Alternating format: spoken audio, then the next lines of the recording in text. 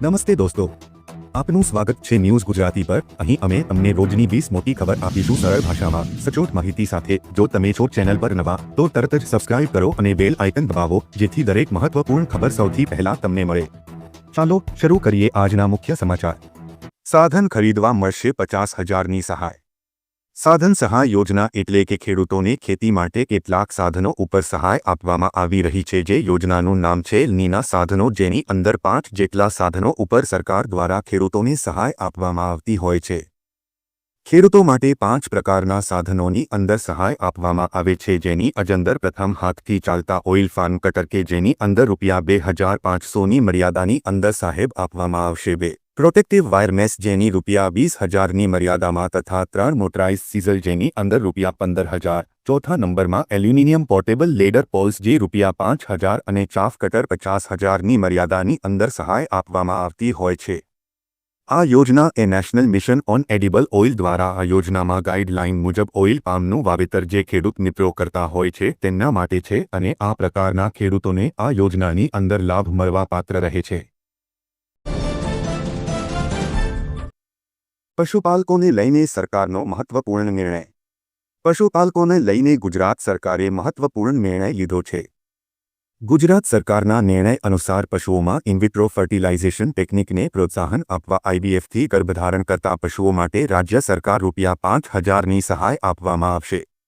જાહેરાત અનુસાર બનાસકાંઠા, સાબરકાંઠા, મહેસાણા અને આણંદ જિલ્લાના પશુપાલકોને પ્રાયોગિક ધોરણે આ સહાયનો લાભ મળશે।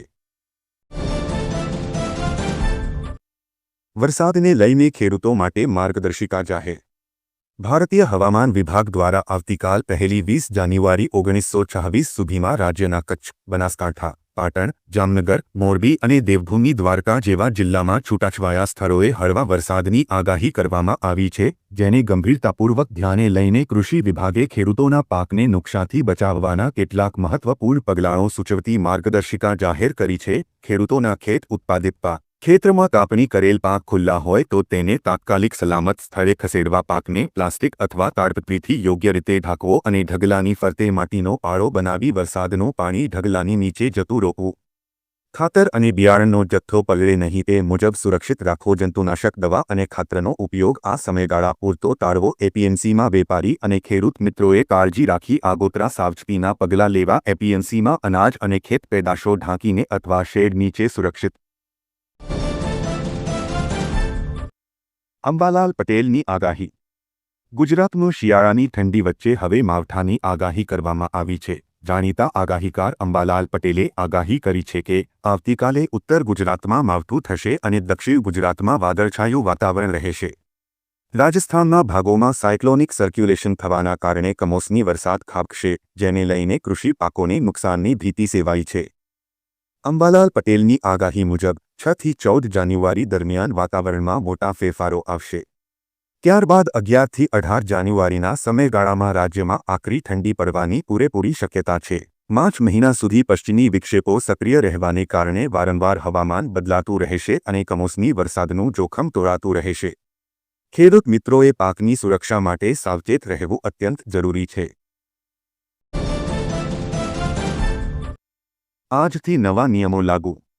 LPG અને ગેસ સિલિન્ડરના બદલાઈ શકે છે ભાવ। દર મહિનાની 1લી તારીખે ગેસ સિલિન્ડરના ભાવમાં સુધારો કરવામાં આવે છે। ઘરેલું અને વાણિજ્યિક LPG માટે નવા દર 1 જાન્યુઆરી 2026ના રોજ જાહેર કરવામાં આવશે। એવો અંદાજ છે કે કિંમતોમાં 30 થી 40 રૂપિયાનો ઘટાડો થઈ શકે છે। આની સીધી અસર તમારા રસોડા અને બજેટ પર પડશે। પેટ્રોલ ડીઝલના ભાવને લઈ જાહેરાત। ભારત અને અમેરિકા વચ્ચે ક્રૂડ તેલ ખરીદી મુદ્દે ચાલતા વિવાદ વચ્ચે એક સારા સમાચાર આવ્યા છે। દુનિયામાં ટોચના ક્રૂડ તેલ ઉત્પાદક સાઉદી અરેબિયન કંપની સાઉદી આર્મકો એ ડિસેમ્બર માસથી એશિયન ડિલિવરી માટેના તેના ક્રૂડ તેલના ભાવમાં ઘટાડો કરવાની જાહેરાત કરી છે। આર્મકો કે દુનિયાની સૌથી મોટી ક્રૂડ તેલ નિકાસકાર કંપની છે, તેને નવેમ્બર માસના ભાવથી ક્રૂડ તેલના ભાવ $1.2 થી $1.4 પ્રતિ બેરલ ઘટાડવાની જાહેરાત કરી છે। ખેડૂતો યોજના આવી। બાગાયતી ખેતી કરતા ખેડૂત મિત્રોને બાગાયત ખાતાની વિવિધ સહાયલક્ષી યોજનાઓ અંગે વર્ષ 2025 થી 26 માટે આઈ ખેડૂત પોર્ટલ ખુલ્લું મૂકવામાં આવ્યું છે। જે ખેડૂતોએ વિવિધ સહાયલક્ષી યોજનાઓમાં અરજીઓ કરેલી છે તેમને અરજીની નકલ સાથે મંજૂરીપત્રમાં દર્શાવ્યા મુજબના જરૂરી સાધનિક કાગળો આઈ ખેડૂત પોર્ટલ 2.0 પર ઓનલાઈન અપલોડ કરી નાયબ બાગાયત નિયામકની કચેરી વેરાવળ ખાતે 31 જાન્યુઆરી સુધીમાં બિનચૂક જમા કરાવવાના રહેશે। પ્રતિ હેક્ટર 56,000 રૂપિયાની સબસિડી।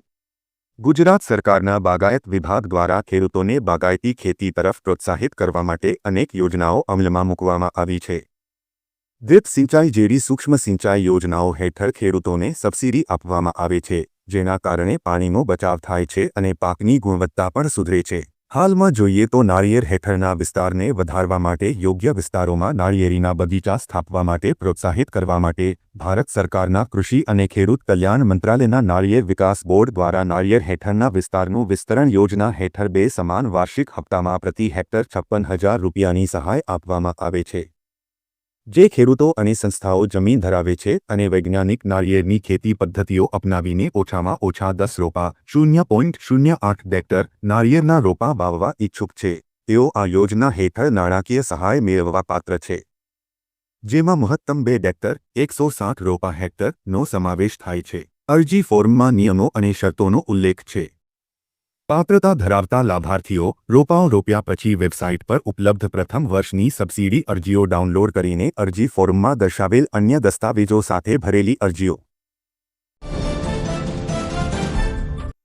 આધાર કાર્ડ અને પણ કાર્ડ ધારકો આપે ધ્યાન। જો તમે હજુ સુધી તમારું આધાર અને પાન કાર્ડ લિંક નથી કરાવ્યું તો તમારા માટે આ લાલબત્તી સમાન સમાચાર છે। આવકવેરા વિભાગ દ્વારા નિર્ધારિત કરાયેલી મહેતર પૂર્ણ થવામાં હવે ગણતરીના દિવસો એટલે કે માત્ર 3 દિવસ જ બાકી છે। સેન્ટ્રલ બોર્ડ ઓફ ડાયરેક્ટ ટેક્સના નિયમો અનુસાર જો 31 ડિસેમ્બર સુધીમાં આ પ્રક્રિયા પૂર્ણ કરવામાં નહીં આવે તો તમારું પાન કાર્ડ નિષ્ક્રિય થઈ જશે, જેના કારણે તમારે ભવિષ્યમાં મોટી નાણાકીય મુશ્કેલીઓનો સામનો કરવો પડી શકે છે। આધાર કાર્ડ વગર હવે ટિકિટ બુક નહીં થાય। હવે 29 ડિસેમ્બરથી આધાર કાર્ડ વગરના આઈઆરસીટીસી વપરાશકર્તાઓ સવારે 8 AM થી બપોરે 12 PM સુધી ટિકિટ બુક કરી શકશે નહીં। આ પ્રતિબંધ ખાસ કરીને આરક્ષણ ખુલવાના પ્રથમ દિવસે લાગુ પડશે, જે મુસાફરીના 60 દિવસ પહેલા હોય છે। 5 જાન્યુઆરીથી આ સમય મર્યાદા સવારે 8 AM થી સાંજે 4 PM સુધી લંબાવવામાં આવશે। મુસાફરોએ હવે ટિકિટ બુકિંગ માટે આધાર લિંક કરવું ફરજિયાત બનશે।